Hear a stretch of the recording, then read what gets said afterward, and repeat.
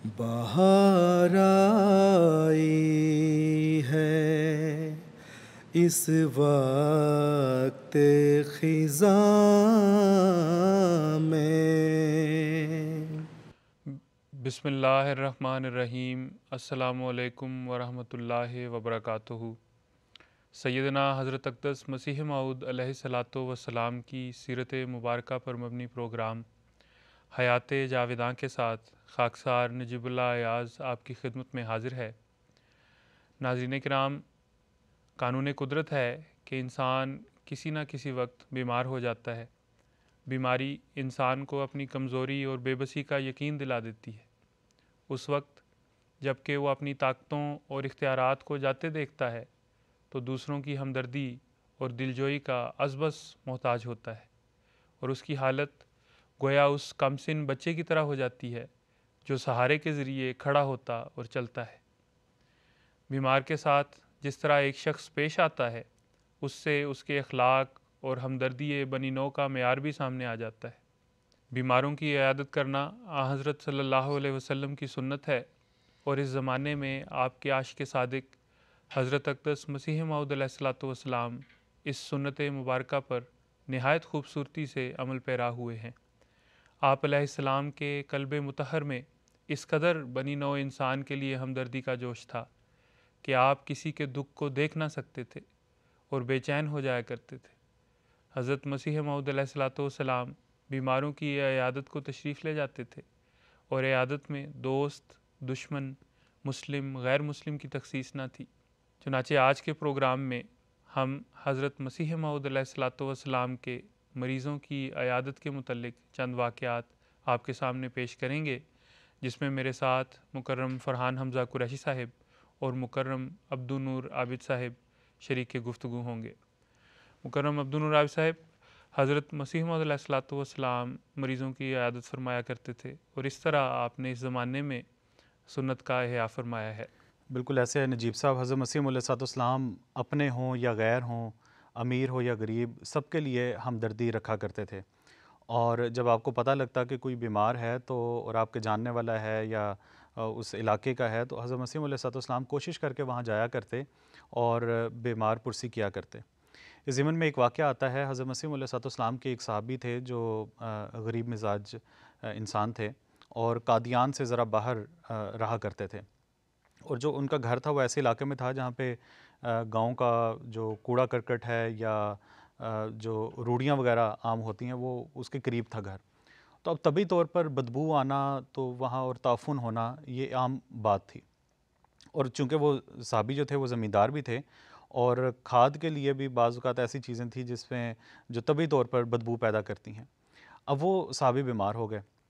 تو متعدد بعض روایات میں آتا ہے کہ حضرت مسیح علیہ الصلوۃ والسلام اپنے اصحاب کے ساتھ ان کے گھر جاتے اور ان کی بیمار پرسی کیا کرتے، اور چونکہ ابھی اس ماحول کا ذکر ہوا تو بعض اصحاب جو تھے جو حضور کے ساتھ جایا کرتے وہ اپنی اس سے تکلیف میں آتے کہ ان کو بدبو آتی ہے، لیکن حضرت مسیح موعود علیہ الصلوۃ والسلام کا خلق دیکھیے کہ حضور نے ایک دفعہ بھی نہ اشارتاً نہ کنایتاً اس بات کا اظہار کیا کہ مجھے بڑی بدبو آتی ہے، میں نے نہیں آنا، بلکہ حضرت مسیح علیہ الصلوۃ والسلام اس بیمار کی دلجوئی کے لیے وہاں جاتے رہے، ان کو تسلی دیتے رہے، اور جب ضرورت پڑتی تو ان کے لیے دوا وغیرہ بھی تجویز کیا کرتے تھے۔ نجیب صاحب، حضرت مسیح موعود علیہ الصلوۃ والسلام نہ صرف اپنوں سے اس قسم کی مہربانی فرمایا کرتے تھے بلکہ غیروں کے ساتھ بھی کئی روایات میں آتا ہے کہ آپ نہایت مہربانی اور محبت سے ان کی عیادت فرماتے تھے۔ مثلاً لالا شرم پت رائے قادیان کے ایک ہندو تھے،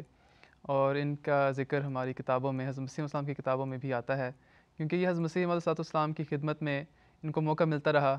بعثت سے پہلے بھی بہت حضور کی خدمت میں رہے ہیں، اور انہوں نے متعدد نشانات دیکھے ہیں اور یہ گواہ تھے نشانوں کے۔ تو ایک دفعہ لالا صاحب بیمار ہو گئے، ان کے پیٹ پر ایک پھوڑا نکلا جو نہایت خطرناک صورت اختیار کر گیا۔ جب حضرت مسیح موعود علیہ السلام کو اس کی اطلاع پہنچی تو حضور ان کی عادت کے لیے تشریف لے گئے اپنے اصحاب کے ساتھ۔ تو ان کا گھر جو تھا لالا صاحب کا وہ بہت تنگ اور تاریک تھا،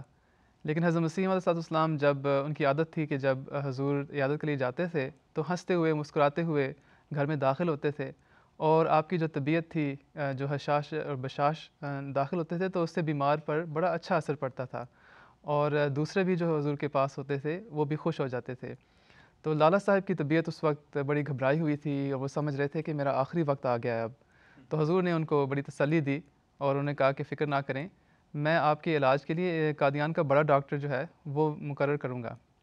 چنانچہ اگلے روز حضور اس ڈاکٹر صاحب کے ساتھ آئے ہیں اور حضور نے اس ڈاکٹر صاحب کو تاکید کی ہے کہ اچھی طرح ان لالا صاحب کا علاج کرنا ہے، اور خود جو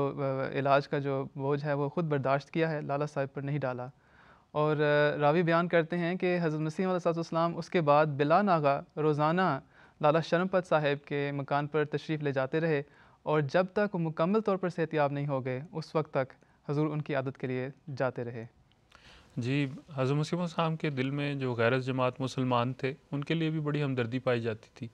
اور جب وہ بیمار ہوتے تھے تو حضور ان کی بھی بیمار پرسی کے لیے جاتے عادت فرمایا کرتے تھے۔ اس ضمن میں ایک واقعہ ہمارے لٹریچر میں آیا ہے کہ ایک غیر احمدی صاحب جو ہیں وہ بیمار ہو کے قادیان آئے، اور جو خلیفہ اول حضرت حکیم نور الدین صاحب سے رضی اللہ تعالیٰ عنہ سے وہ علاج کروایا کرتے تھے۔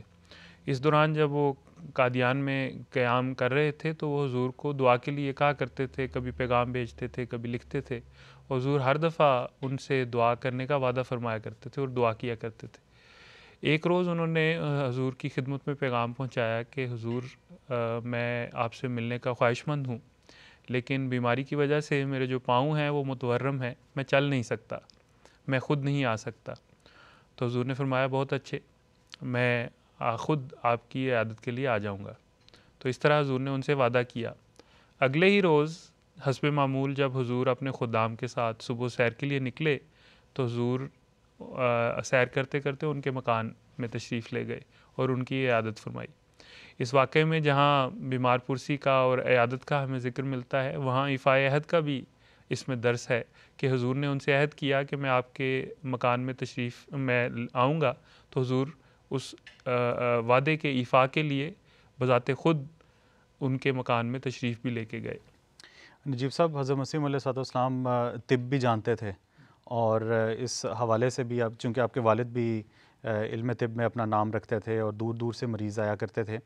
تو حضرت مسیح علیہ السلام کے پاس بھی جو ارد گرد کے گاؤں والے جو ان پڑھ اور گنوار جو لوگ تھے وہ بھی آیا کرتے تھے، اور علاج کے لیے اپنی ادویات وغیرہ حضرت مسیح علیہ السلام ان کو دیا کرتے تھے۔ حضرت مولوی عبد الکریم صاحب سیالکوٹی رضی اللہ تعالیٰ عنہ بیان کرتے ہیں کہ بعض اوقات جب یہ گنوار عورتیں اپنے بچوں کو لے کر آتی تو زور زور سے دروازہ جو ہے وہ پیٹا کرتی، دروازہ کھٹکایا کرتی، اور اپنے روایتی انداز میں پنجابی میں کہتی تھی کہ مرزا جی ذرا بوا تو کھولو، یعنی کہ مرزا صاحب ذرا دروازہ تو کھولیں، اور آ کے نہ صرف دوائی مانگتی بلکہ بعض اوقات بے معنی اور لایانی قسم کے لمبے لمبے قصے چھیڑ کے بیٹھ جاتی، مثلا گھر میں ساس اور نند کا جھگڑا ہے یا دوسرے مسائل ہیں، لیکن حضرت مسیح علیہ السلام بڑے تحمل کے ساتھ ان کی بات کو سنتے ہیں، ان کو تسلی دیتے ہیں اور ادویات دیتے ہیں۔ کہتے ہیں کہ ایک دفعہ ہوا یہ کہ حضرت مسیح علیہ السلام نے ایک بڑا اہم مضمون لکھنا تھا، اور مضمون بھی ایسا تھا جو اسی دن لکھنا تھا۔ اب ہوا یہ کہ بعض عورتیں آ گئیں اپنے بچوں کو لے کر، اور گھر کی جو خدمتگار عورتیں تھیں وہ بھی حضور سے دوائی وغیرہ لینے کے لیے اس موقع پہ اکٹھی ہو گئیں۔ تو سیالکوٹی صاحب رضی اللہ تعالیٰ عنہ بیان کرتے ہیں کہ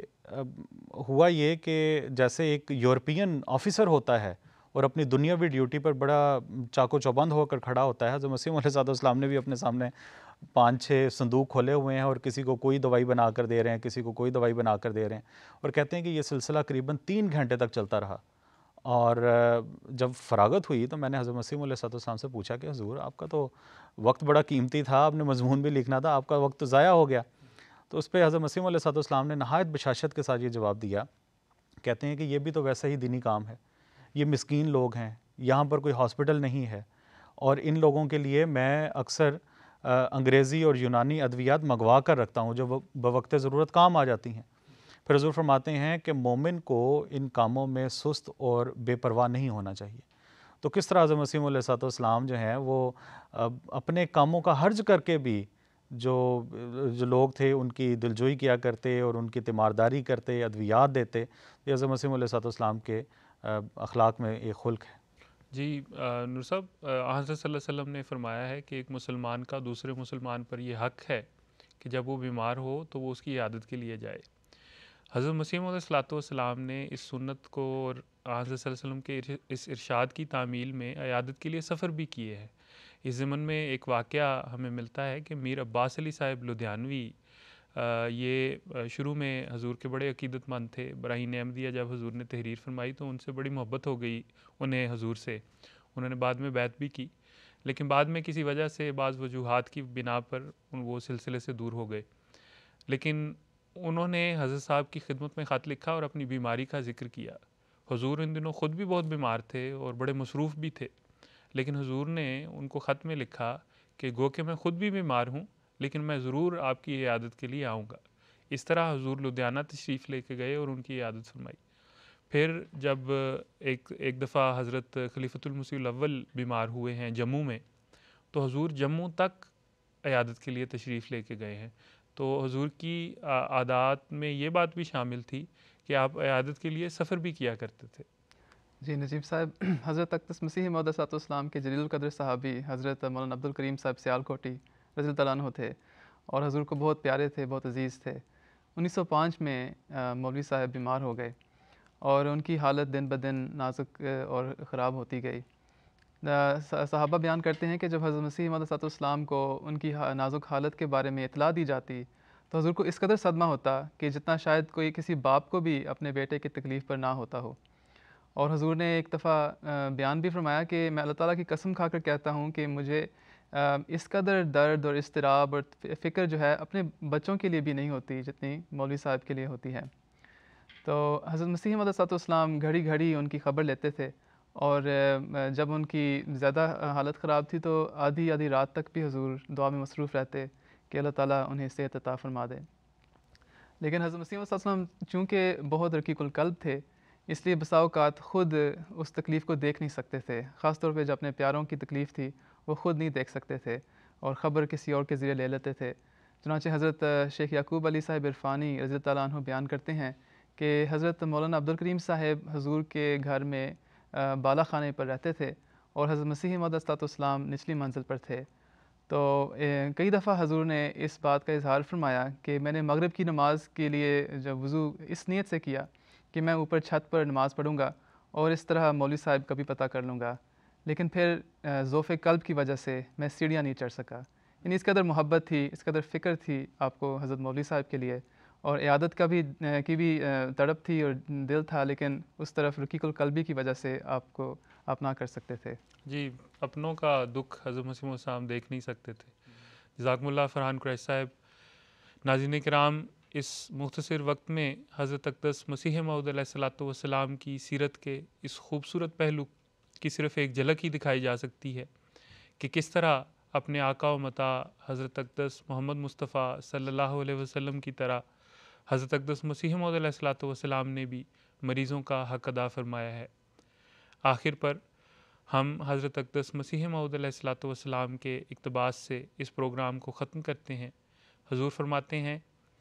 پس خدا تعالیٰ چاہتا ہے کہ جب تک تم ایک وجود کی طرح بھائی بھائی نہ بن جاؤ گے اور آپس میں بمنزلہ اعضاء نہ ہو جاؤ گے تو فلاح نہ پاؤ گے۔ دیکھو، مومن کے مومن پر بڑے حقوق ہیں، جب وہ بیمار پڑے تو عیادت کو جائے اور جب مرے تو اس کے جنازے پر جائے۔ ادنا باتوں پر جھگڑا نہ کرے بلکہ درگزر سے کام لے۔ خدا کا یہ منشا نہیں کہ تم ایسے رہو، اگر سچی اخوت نہیں تو جماعت تباہ ہو جائے گی۔ وآخر دعوانا ان الحمدللہ رب العالمین۔ السلام علیکم ورحمۃ اللہ وبرکاتہ۔ بہار آئی ہے اس وقت خزاں میں، لگے ہیں پھول میرے بوستاں میں، بہار آئی ہے اس وقت خزاں میں۔